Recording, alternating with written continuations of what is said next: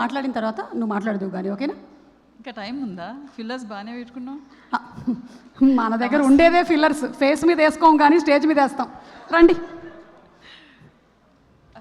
అందరికీ నమస్తే అండి.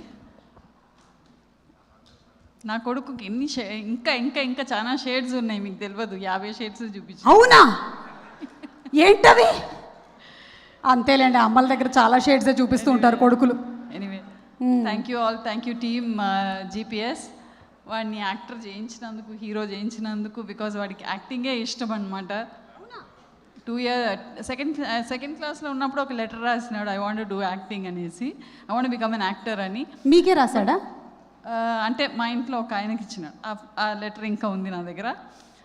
అయితే వాడికి బాగా లావు ఉండేదన్నమాట. మీరు చూసినారు కదా దీంట్లో మహానటిలో, అంతకంటే ఇంకా లావు ఉండేది. వీడు యాక్టింగ్ అని అంటే ఎట్లా అని అనుకున్నా, బట్ అబ్బా తప్పించుకున్నా, డైరెక్టర్ అయిపోయినాడు అని అనుకున్నా. కానీ మళ్ళీ అగైన్ వాళ్ళు brought me on to the screen.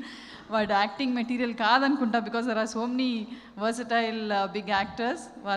వాడు ముందర మళ్ళీ డాన్స్ ఆడిపించినారు వాడితోటి. Thank you so much, and I wish all the team a wonderful success and back to the theatres.